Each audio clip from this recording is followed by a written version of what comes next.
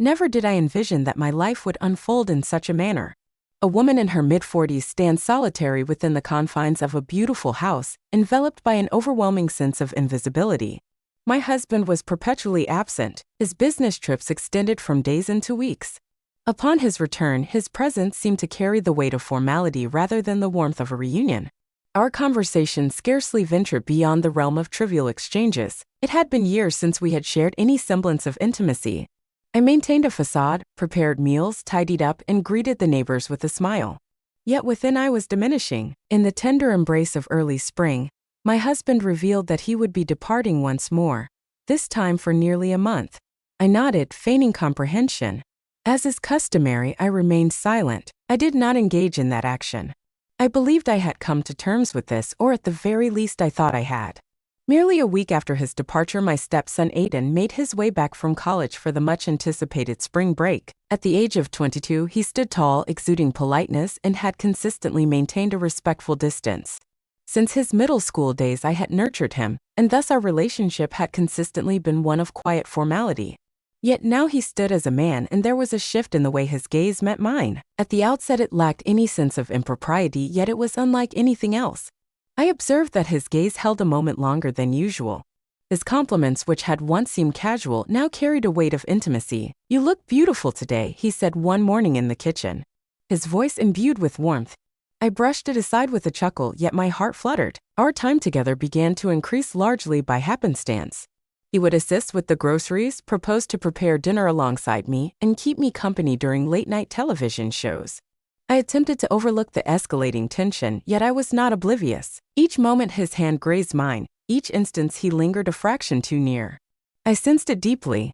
As the day drew to a close, we found ourselves on the porch, captivated by the breathtaking hues of the sunset. He expressed his admiration for the way I kept the family united, acknowledging the strength I showed for his father. I found myself at a loss for words. It had been years since I had received such praise. There was a quality to his voice, soft yet sincere, that pierced the barrier I had constructed around my heart. I gazed at him and perceived more than just my stepson. A man caught my gaze, a man who recognized my existence. That night's slumber eluded me. I found myself revisiting our dialogues time and again. His gaze lingered on me, and I found myself rooted in place, convincing myself it was all innocent. Yet beneath the surface, I was acutely aware of the deceit I harbored. I understood that this feeling transcended mere loneliness. I had traversed an emotional boundary that I could no longer ignore. Upon encountering him once more the following morning, the sight of his smile stirred a sense of unease within me. I found myself yearning for that attention, that intoxicating sensation of being desired, even if it was misguided. After an extended period, I found myself truly awake for the first time, yet a sense of fear lingered within me. I had yet to take any action, but the awareness of my proximity to a pivotal moment loomed large. If an intervention didn't occur soon, I feared I might find it impossible to turn back from the impending storm. It was a Thursday evening when it all unfolded. The silence of the house enveloped everything, and the atmosphere seemed denser than normal. Just as I completed my dinner, the rain began to pour fiercely, accompanied by an abrupt loss of power. In the absence of lights, devoid of distractions, and with only the flickering glow of candles to provide warmth, the ambience transformed. Aiden entered the living room, 2 glasses of wine delicately cradled in his hands. He offered it with a gentle smile, as if sensing a need. With a moment's pause, I reached for the glass. We lingered in quietude, the sole melody being the rain's gentle percussion upon the windows. The wine lowered my defenses. Our dialogue meandered through the corridors of memories, weaving in and out of the tapestry of emotions. He shared his feelings of being adrift lately, expressing gratitude for the comfort of home and the sense of safety he found in my presence. The truth wrapped around me like a warm embrace. Then he uttered a remark that left me utterly frozen. "It seems you may not fully grasp just how remarkable you truly are, do you?" I gazed at him, bewildered. Yet he held my stare unwaveringly. "You are worthy of a person who truly recognizes your essence," he went on, "someone who brings forth the vitality within you." My heart raced with intensity. I felt an urge to brush it aside, to convey that this was not suitable. Yet I refrained. I allowed his words to permeate my thoughts.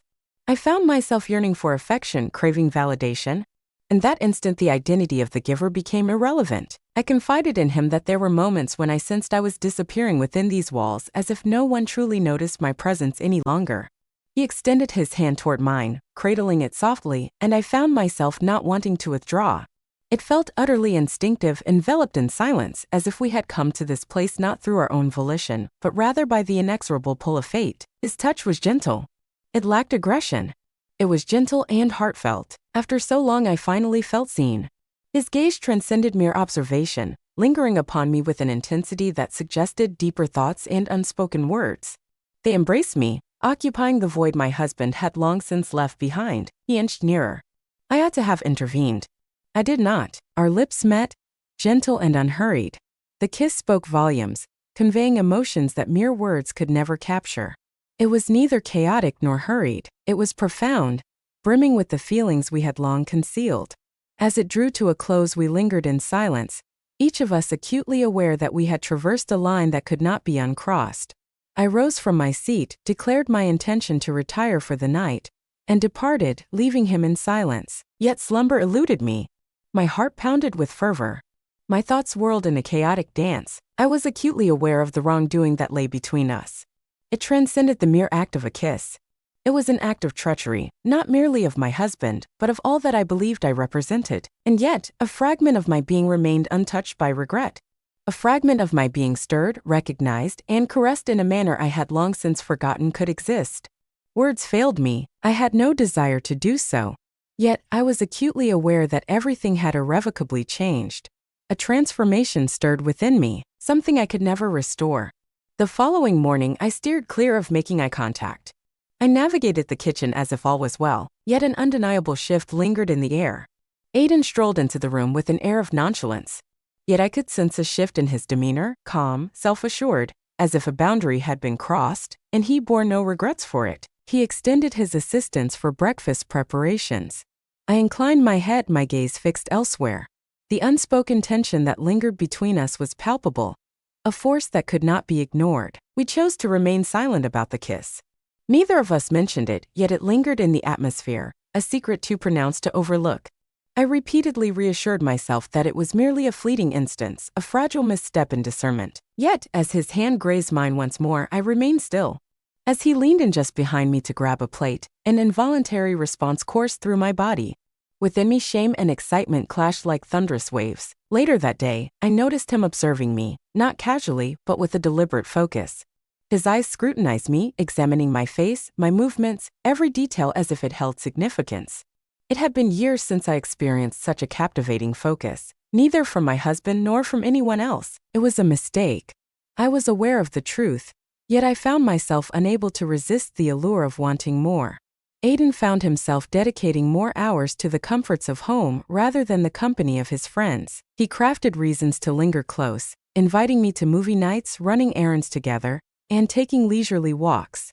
Our dialogues grew more profound. He inquired about my early years, my aspirations, and the sacrifices I had made throughout the years. I came to understand the extent to which I had concealed my true self in the name of a marriage that offered me no reciprocity. I made an effort to establish boundaries. I expressed to him that this could not persist, that it was perilous and irresponsible. He absorbed the words, acknowledged with a nod, and even offered an apology. In the very next moment, he discovered me in solitude, and with a whisper, he confessed that I occupied his thoughts incessantly. He insisted that I was worthy of so much more than being abandoned by a man who remained oblivious to my tears as I drifted into sleep. Each word pierced through the fabric of my being, mending the frayed edges of my soul. One evening he gently caressed my cheek and whispered, "You need not continue the charade. It is permissible to embrace your emotions once more." I chose not to respond. I found it unnecessary. The glance I cast his way conveyed everything. The boundary of emotion had been irrevocably breached. The events that unfolded were entirely unanticipated. It was bound to happen. I found myself a stranger in my own reflection. I found myself a woman caught in the throes of guilt and longing, balancing loyalty with an insatiable yearning to be desired. I reassured myself that I remained in command, that I could halt this before it spiraled out of control. Yet, the reality was that I had already succumbed, and yet I was haunted by the potential repercussions, not merely of being discovered, but of the inevitable moment when he would depart again, when his respite would conclude, and I would find myself solitary in this house once more. Would he embrace this iteration of myself as he departs, or would I find myself shattered once more? This moment, born from an irreversible error, marked the conclusion of Aiden's break, and the burden of our actions started to weigh more heavily on us both. In his moments of silence it was evident. His gaze spoke volumes, yet his words remained unspoken. The weight of our silence now seemed to deepen, pressing down upon us with an unspoken intensity. Feeling a sense of guilt, he began to pack his belongings, the intimacy of the moment slipping away. With each shirt I folded, I sensed fragments of my delicate world crumbling away. We had indeed crossed a line, but what lies ahead? We never discussed what lay ahead. He made no promises and I refrained from inquiring. I sought no illusions. I had existed for far too long, cocooned in a deceptive sense of safety, alongside a husband who scarcely acknowledged my presence. Yet this was unlike anything else. It was unrefined, fervent, and misguided, yet undeniably authentic. And now it must come to a close. On the eve of his departure, he approached me, a flicker of uncertainty in his eyes for the first time since this all began. He made no move to grasp my hand. He gazed at me as if words were on the tip of his tongue, yet remained unspoken. I harbor no regrets whatsoever. He spoke softly, yet I have no desire to disrupt your life either. I nodded, rendered speechless, my throat constricted.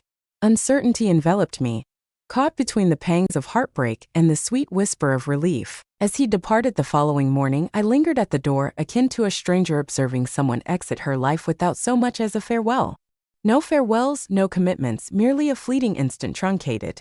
The house settled back into its silence, yet an unmistakable chill lingered in the air. As the days slipped by, my husband reappeared, seemingly untouched by the passage of time. He returned with mementos, tales from conferences, and recounted business negotiations during dinner conversations. He remained oblivious to my deliberate evasion of his gaze. He remained oblivious to the emptiness that had taken root within me. I had surrendered myself to another, body and soul, and yet the truth was visible only to me. Initially, I believed guilt would engulf me, yet what washed over me was a profound sorrow, not solely for my actions, but for the countless years spent in the shadows feeling unseen. The treachery extended beyond the mere kiss or the fleeting touch. It was in the moment of understanding that an individual who was never meant to hold significance had perceived me with greater clarity in just a week than my husband had in all those years. Aiden sent a brief message, "Take care of yourself." For hours I found myself transfixed by it, contemplating every detail before finally mustering the resolve to erase it. I understood that we could not persist, and I was equally aware that returning to the past was not an option. I had transformed, and that transformation was irrevocable. Ultimately, I found myself in a marriage that appeared whole on the outside, yet was utterly vacant within. I spent my days alongside a man who believed all was well. As I bore the burden of decisions that were irrevocable, I found myself unable to reclaim what had been lost. Perhaps the true punishment lies not in the act of being discovered, but in enduring the weight of silence that follows. I discovered that love devoid of attention becomes mere habit, while attention lacking commitment transforms into mere temptation. In the midst of it all, I misplaced a fragment of my being that is forever beyond my reach.